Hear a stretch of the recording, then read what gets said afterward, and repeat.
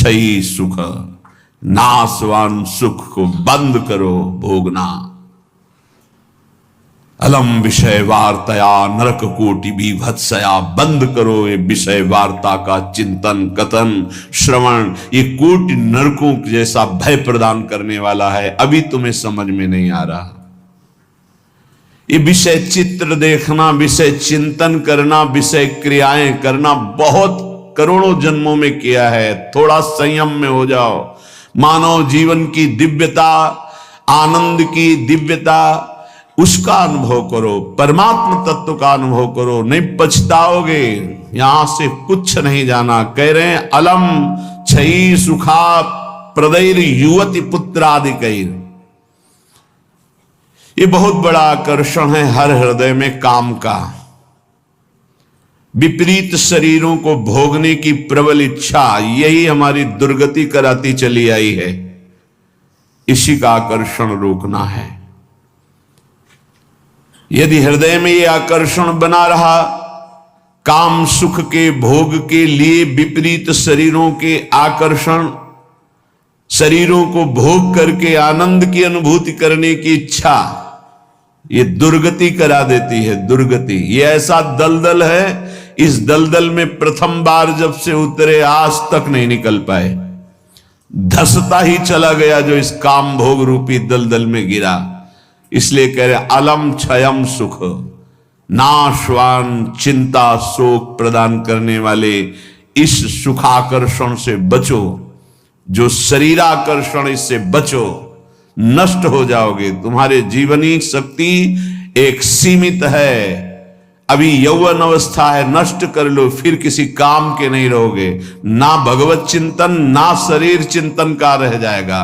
केवल शोक चिंतन, चिंता, भय और केवल नाना प्रकार की भयावह कल्पनाएं। बस संयम से नहीं चलोगे, धर्म से नहीं चलोगे तो कोई सुख तुम्हें कभी सुख प्रदान ही नहीं कर पाएगा। धर्मात्मा पुरुष धर्म पूर्वक जब सुख का सेवन करता है तो सुख उसे विरति प्रदान करता है, वैराग्य प्रदान करता है, फिर वो अनुराग के मार्ग में चल पाता है। इसलिए कह रहे कि क्षय नाशवान सुख है, अक्षय परमात्म सुख की तरफ बढ़ने के लिए तुम्हें मानव देह मिला था।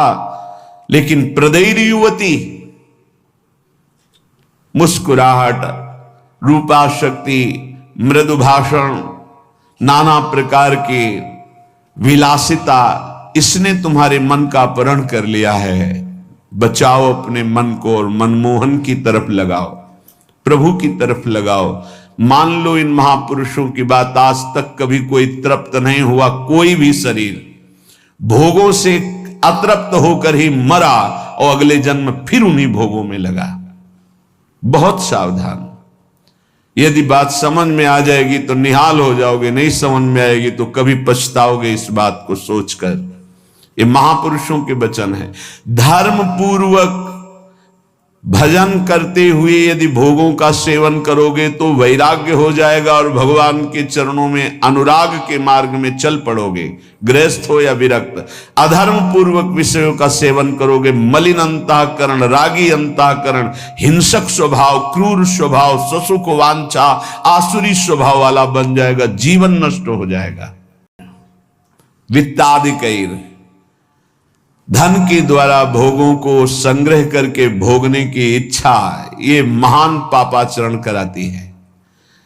अवस्था हो गई है भोग त्याग कर भजन करने की, फिर भी रुपए के बल से भोग भोगने की प्रबल आकांक्षा। खरीद के भोगेंगे, भोग लो, पैसा है। अभी पुण्य के द्वारा, पूर्व पुण्य के द्वारा तुम्हारे पास जो श्री है, लक्ष्मी है, उसका दुरुपयोग कर लो। दुरुपयोग, चार भूखों को भोजन पवा देते उसी पैसे से तो तुम्हारी सदगति का कारण बनता।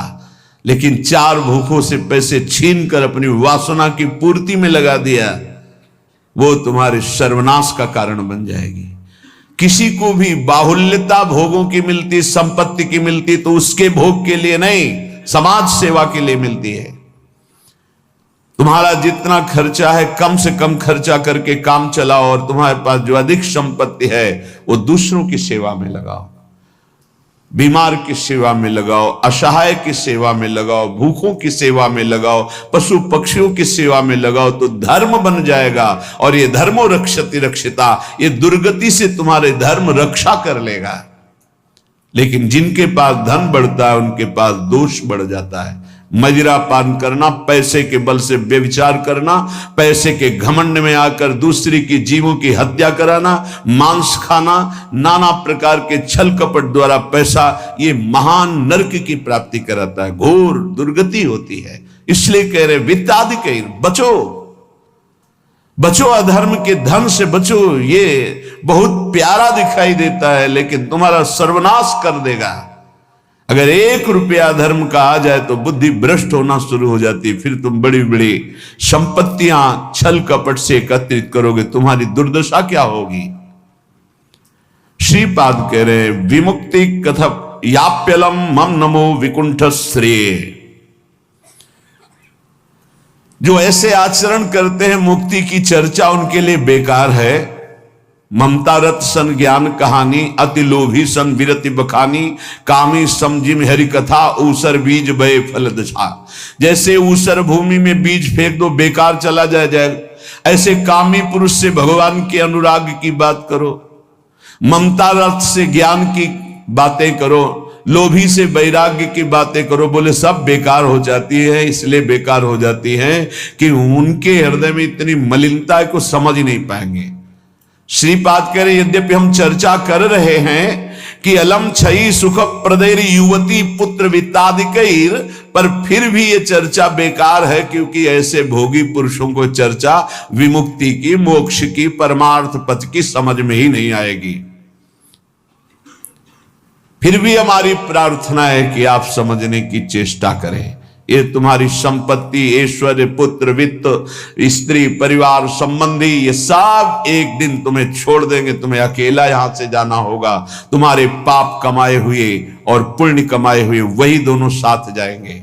और यदि भजन कर लिया तो पाप पुण्य दोनों को विध्वंस करके वो भगवत प्राप्ति करा देंगे। शुभ शुभ दुर्ग विध्वंस बल तब जयति जयति जग उच्चरे। जो श्री धाम वृंदावन के प्रेम का पिपासु हो, वैकुंठ के भी वैभव की तरफ आंख उठा के नहीं देखता। कथयाप्यलम मम नमो विकुंठ श्रेय, नमस्कार है वैकुंठ को, लेकिन मुझे उसके श्रेय, उसके वैभव से कोई मतलब नहीं।